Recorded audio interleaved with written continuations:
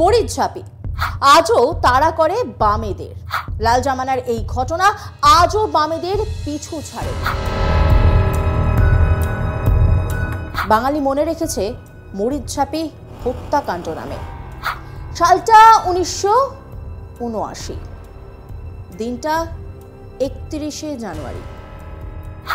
যদি এই বছর থেকে কাউন্ট করি তাহলে কিন্তু মোটামুটি 44 বছর আগের কথা।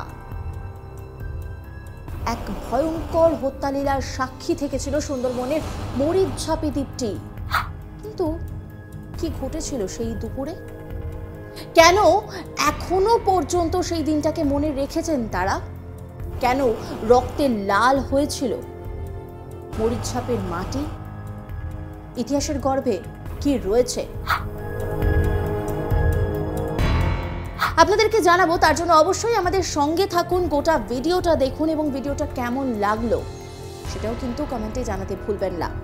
লাইক করবেন, সাবস্ক্রাইব করবেন আর অবশ্যই শেয়ার করবেন যাতে অনেক মানুষ এই ভিডিওটা দেখতে পারেন। দেশভাগের পর ওপার বাংলা ছেড়ে এপার বাংলা এসে ঘর বাঁধার আগেই ঘর ছাড়া। বুঝলেন না তো যে হঠাৎ করে কেন এমন বলছি? নিশ্চয়ই বিষয়টা বুঝতে পারলেন না। দেশভাগ এ তো আমরা প্রত্যেকেই জানি।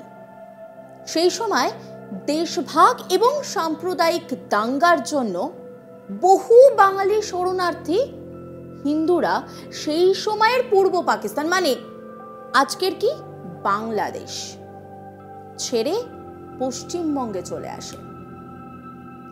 একদম প্রথম সারির যারা উচ্চ ও মধ্যবিত্ত শ্রেণীর বাঙালি হিন্দু শরণার্থী, তারা খুব সহজেই কলকাতায় ও পশ্চিমবঙ্গের যে অন্যান্য জায়গা রয়েছে সেখানে নিজেদের থাকার ব্যবস্থা করে নেন, সেই জায়গাটা নিশ্চিত করে নেন।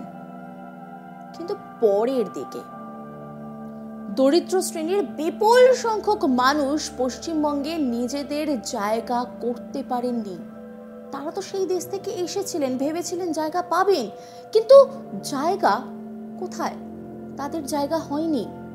তাদেরকে পশ্চিমবঙ্গে থাকতে দেওয়া হয়নি, তাদেরকে জোর করে দণ্ডকারণ্যে পাঠিয়ে দেওয়া হয়। এবার প্রশ্ন কি, যে এই দণ্ডকারণ্য এই অঞ্চলটা কোন জায়গাটাকে বলা হয়? মধ্যপ্রদেশ, উড়িষ্যা, অন্ধ্রপ্রদেশ ও মহারাষ্ট্র, এই 4টে রাজ্যকে একসঙ্গে বলা হচ্ছে দণ্ডকারণ্য অঞ্চল। সেইখানে তাদেরকে পাঠিয়ে দেওয়া হলো। পাঠিয়ে তো দেওয়া হলো, কিন্তু থাকবেন কি করে? তবে এই যারা শরণার্থী এসেছিলেন তাদের বেশিরভাগ মানুষজন ছিলেন কিন্তু উড়িষ্যা এবং মধ্যপ্রদেশে।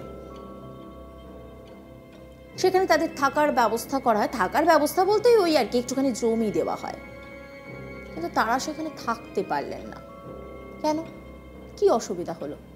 প্রথম এবং প্রধান সমস্যা যেটা হলো ভাষার সমস্যা। কারণ এখনকার যে বাংলাদেশ বা তখনকার পূর্ব পাকিস্তান, সেখানকার মূল ভাষাই তো বাংলা। তাই পশ্চিমবঙ্গের সঙ্গে তাল মিলিয়ে যেত, কিন্তু কিভাবে পশ্চিমবঙ্গের বাইরে কি তাল মিলবে? ছন্দপতন ঘটল। তারপর সেখানের ঘন জঙ্গল, খাবার জলের অভাব, মানুষজনের মধ্যে চরম চরম একটা অশান্তি তৈরি হলো। আর এখানেই তো ক্ষান্ত নয়, এরপরে রয়েছে ম্যালেরিয়া, ডায়রিয়া। ফলে এই প্রতিকূল যে পরিস্থিতি তার সঙ্গে মানিয়ে নিতে পারলেন না তারা। এবার কি করবেন তারা? তাদের কি করা উচিত? তারা তো বাঁচতে চাইছেন, খুব স্বাভাবিক। তাই জন্যই তারা নিজেদের শিকড়, সেই শিকড়টাকে ছেড়ে এই দেশে চলে এসেছিলেন। তখন প্রায় 1.5 লক্ষ শরণার্থী বাংলায় ফিরতে শুরু করে। যাদেরকে পশ্চিমবঙ্গে থাকতে দেওয়া হয়নি, সেই মানুষগুলো আরো একবার বাংলায় ফিরে আসতে চাইলেন। সালটা 1978, সেই সময় থেকে তারা ফিরতে শুরু করেছেন আবার। এইখানে আপনাদেরকে একটা কথা মনে করায় যে 1978-এর ঠিক আগের বছর মানে 1977, সেই সময়ে পশ্চিমবঙ্গে ক্ষমতায় কারা রয়েছেন? সেই সময় ক্ষমতায় রয়েছে বামফ্রন্ট সরকার। সেই সময় চিফ মিনিস্টার কে? জ্যোতি বসু। বামফ্রন্ট ক্ষমতায় আসার পরই সেই সময়ের মন্ত্রী রাম চাটুর্যে দণ্ডকারণ্যে যান শরণার্থীদের সঙ্গে দেখা করতে। তিনি সেখানে গিয়ে তাদেরকে আশ্বাস দিলেন, পশ্চিমবঙ্গে ফিরিয়ে নিয়ে আসার আশ্বাস।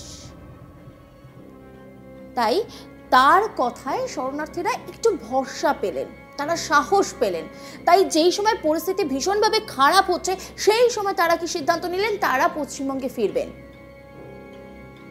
তারা বিশেষ কিছু ভাবলেন না।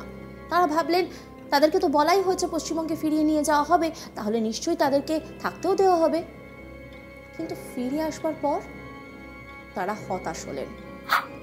শরণার্থীদের নাগরিকত্ব দিতে অস্বীকার করলো সেই সময়ের রাজ্য সরকার, মানে বামফ্রন্ট সরকার। যে সমস্ত শরণার্থী দণ্ডকারণ্য থেকে ফিরতে শুরু করলেন তাদের বেশ কয়েকজনকে আটক করা হলো, বিতাড়িত করা হলো। কিন্তু অনেকেই রয়েছেন যারা পুলিশের বেষ্টনীকে উপেক্ষা করে পশ্চিমবঙ্গে ঢুকতে পেরেছিল। আর যারা পশ্চিমবঙ্গে ঢুকতে পারলেন না তারা কোথায় যাবেন? বাইরে বাইরে গেলে তো আবার সেই ভাষার সমস্যা, তার পাশাপাশি জঙ্গল তো রয়েছে। তখন তারাই আশ্রয় নিলেন মরিচঝাপিতে।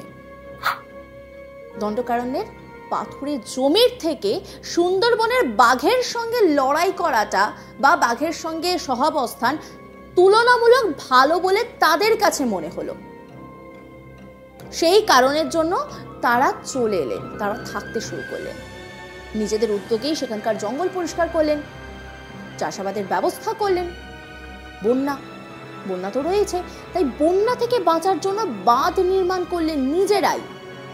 পাকাপাকি ভাবে বসবাস শুরু করে দিলেন। ঠিক সেই সময় বাম সরকার ওই জায়গাকে সুন্দরবনের সংরক্ষিত বনাঞ্চল হিসেবে ঘোষণা করে। তারপর শরণার্থীদের বসবাস করাকে আইনের লঙ্ঘন হিসেবে দেখানো হলো, তাদেরকে উচ্ছেদ করার ব্যবস্থা নেওয়া হলো। কোরানখালী নদীতে পুলিশি অবরোধ বসানো হলো, কারণ শরণার্থীদের ঔষধ, খাদ্যশস্য, জীবন ধারণের যে বাকি প্রয়োজনীয় জিনিসপত্র সেই সমস্ত কিছু কিন্তু তারা সেখানে পেতেন না। তাদেরকে কিনতে যেতে হতো কুমিরখালী গ্রামে। তারা যাতে না যেতে পারে তাই একটা ব্যবস্থা নেওয়া হলো। এরপরই সেই সাল, আতঙ্কিত সাল 1979, 31শে জানুয়ারি দুপুরবেলা মরিচঝাপি দ্বীপে ঢুকে পুলিশ নির্বিচারে গুলি চালায় বলে অভিযোগ। এমনকি গুলিতে যাদের মৃত্যু হয় তাদের দেহ নদীতে ফেলে দেওয়া হয়। পুলিশের গুলি থেকে বাঁচতে সাঁতরে পালাতে গিয়েও কয়েকজনের মৃত্যু হয়েছিল।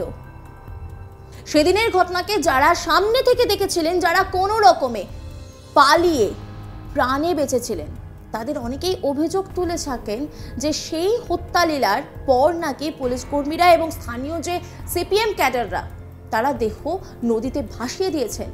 এরপর বাকি পরিবারগুলির উপরেও ওই বছরের মে মাসে আক্রমণ হয় বলে অভিযোগ, আগুন জ্বালিয়ে দেওয়া হয়, সেই অভিযোগ করছেন তারা।